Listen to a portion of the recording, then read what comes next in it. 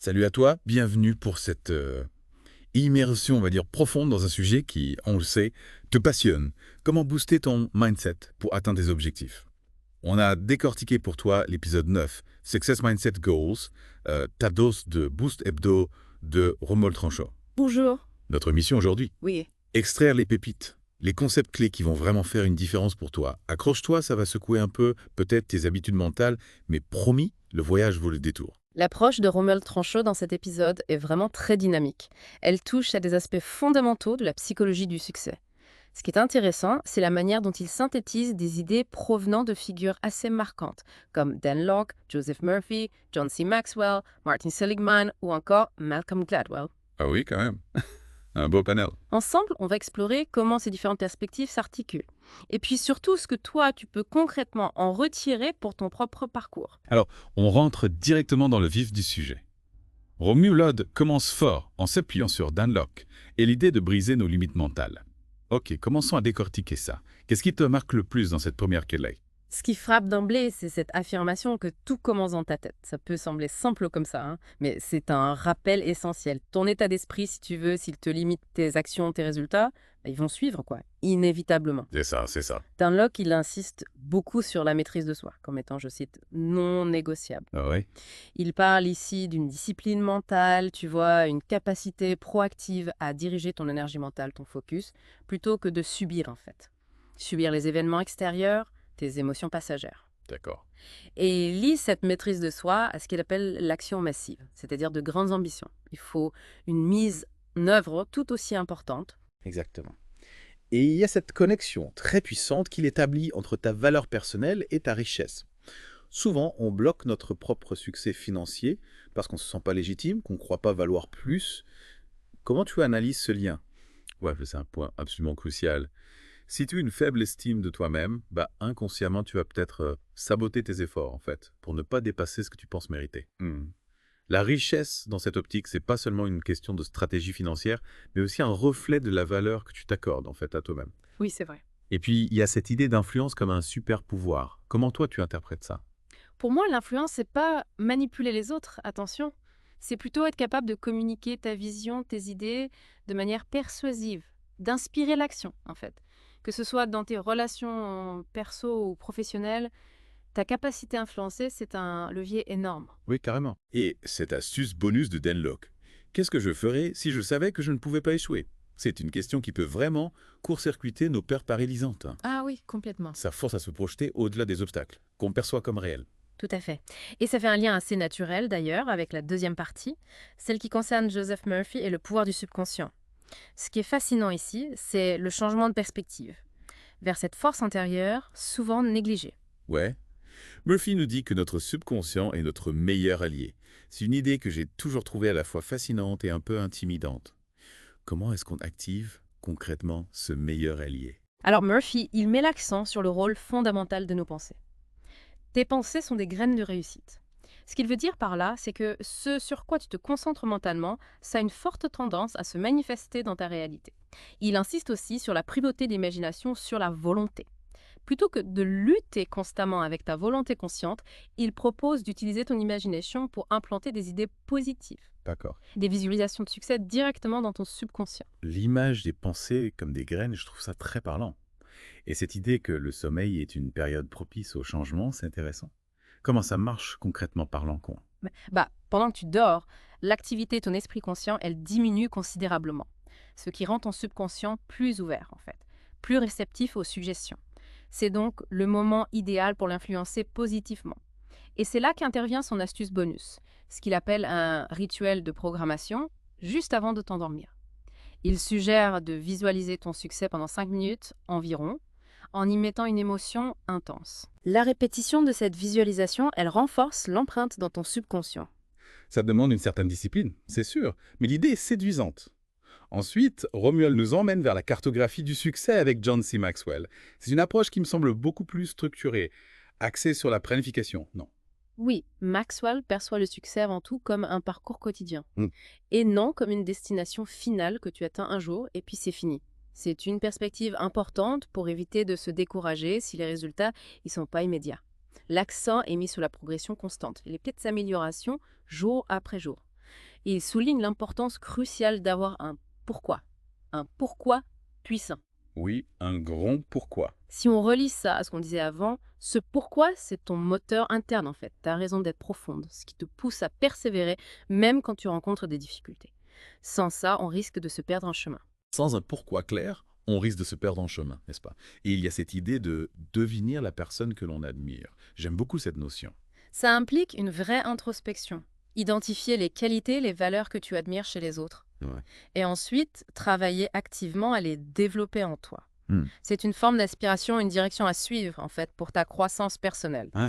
Et le principe qu'aujourd'hui prépare demain, c'est une évidence souvent, qu'on a tendance à oublier dans le tourbillon du quotidien. Chaque action, chaque décision que tu prends aujourd'hui, elle a un impact direct sur ton futur. Oui, tout à fait. Et n'oublions pas l'importance d'ajouter de la valeur aux autres. C'est une constante qu'on retrouve souvent chez les personnes qui réussissent de manière durable. Absolument. Le succès, c'est pas seulement une entreprise individuelle. Il est très souvent lié à la contribution que tu apportes au monde qui t'entoure. Et son astuce bonus, cette carte des victoires, c'est un outil très concret pour visualiser ta progression et rester motivé. Noter chaque petit succès quotidien, ça permet de prendre conscience du chemin que tu as déjà parcouru. Ça peut être particulièrement utile pour contrer ce fameux syndrome de l'imposteur. C'est une excellente idée pour contrer le syndrome de l'imposteur, peut-être. Ensuite, on passe à un aspect crucial. Cultiver l'optimisme avec Martin Seligman. On sait que l'optimisme, ça peut faire une énorme différence dans la manière dont on aborde les défis. Absolument. Seligman, il nous dit que l'optimisme, ça s'apprend comme une langue étrangère. C'est pas quelque chose d'inné, une qualité avec laquelle on est ou pas, mais bien une compétence que tu peux développer, que tu peux entraîner. La présentation de son modèle IBC, antécédent, croyance, conséquence, elle est fondamentale ici. Un événement A ne détermine pas directement ta réaction C, mais il est filtré, interprété par tes croyances B. C'est un outil puissant pour décortiquer nos réactions émotionnelles, non ben, prendre conscience de nos propres interprétations face à un événement donné. Précisément. Et l'étape suivante, c'est d'apprendre à remettre en question tes pensées négatives. Souvent, ces pensées, elles sont automatiques, rapides, parfois même irrationnelles. Apprendre à les identifier, à les examiner de manière critique, à les remplacer par des pensées plus constructives, c'est essentiel pour cultiver l'optimisme. Seligman parle aussi de ce qu'il appelle le style explicatif, c'est-à-dire la manière habituelle dont on interprète les événements, positifs et négatifs, qui nous arrivent. Une personne optimiste, elle aura tendance à attribuer les succès à ses propres qualités et les échecs à des facteurs externes, temporaires, tandis qu'une personne pessimiste aura plutôt tendance à faire l'inverse. Et la distraction comme stratégie pour gérer les pensées négatives, ça peut paraître simple, presque banal, mais parfois ça suffit à briser le cycle de rumination. Oui, c'est une stratégie temporaire qui peut être efficace pour ne pas te laisser submerger par une pensée négative persistante. Ça te donne un peu de recul. Et son astuce bonus, tenir un journal des victoires quotidiennes en notant 3 choses positives chaque soir et en expliquant pourquoi, selon toi, elles se sont produites. Ça renforce ton style explicatif optimiste. On se concentre sur les causes positives des événements heureux, ce qui nourrit un état d'esprit plus positif sur le long terme. Vraiment des outils concrets et applicables au quotidien. Enfin, Romuald aborde la thématique de décoder le succès avec Malcolm Gladwell. C'est une perspective un peu différente, qui prend davantage en compte les facteurs externes, parfois. Gladwell apporte en effet une vision plus macro du succès. Sa règle des 10 000 heures, c'est probablement son concept le plus connu. L'idée qu'une pratique délibérée et intensive est nécessaire pour atteindre un haut niveau d'expertise dans un domaine.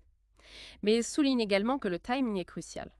Être au bon endroit au bon moment peut avoir un impact considérable sur ta trajectoire de succès. C'est vrai que certaines réussites semblent liées à des opportunités qui se présentent au moment opportun. Oui. Et l'idée que de petits avantages peuvent se transformer en succès considérable, comment ça se traduit concrètement ? Gladwell, il explique que des différences initiales, minimes, si elles sont cumulées et amplifiées au fil du temps par divers facteurs, peuvent mener à des écarts de réussite très importants. D'accord. Pense par exemple au système où les petits avantages initiaux créent un effet boule de neige. Il met aussi en lumière l'influence de ton environnement. Les opportunités, les ressources, les modèles auxquels on est exposé jouent un rôle majeur dans notre développement. Et le fait d'être différent peut être ton plus grand atout, c'est un message encourageant pour ceux qui se sentent parfois en marge ou en décalage. Absolument. L'originalité, la pensée non conventionnelle peuvent être de puissants moteurs d'innovation et donc de succès. Et son astuce bonus, Calculer ses heures d'expertise et planifier stratégiquement pour atteindre ces fameuses 10 000 heures, ça remet l'accent sur l'importance de l'effort soutenu, de la persévérance. Tous ces concepts sont vraiment interconnectés d'une certaine manière. Et Romuald nous propose un défi concret pour la semaine.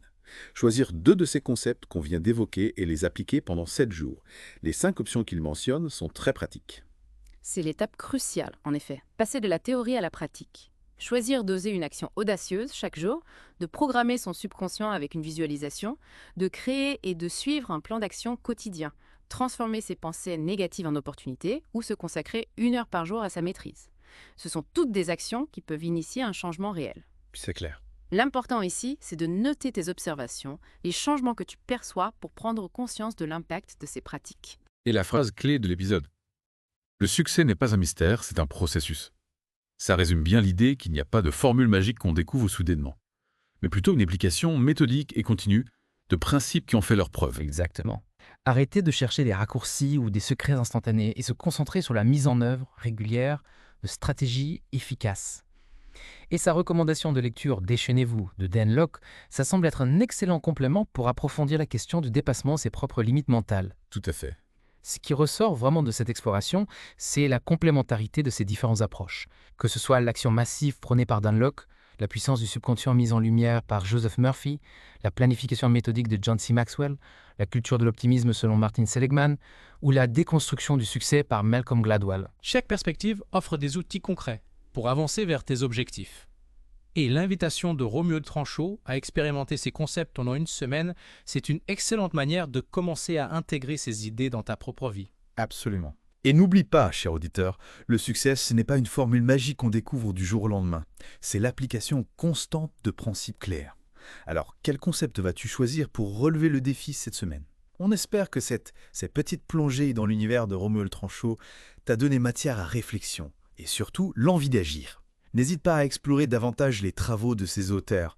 Et dis-toi bien, comme le souligne Romuald, tu as tout ce qu'il faut pour faire de cette semaine une semaine légendaire. On se retrouve très vite pour une autre exploration passionnante. À très bientôt. À la prochaine.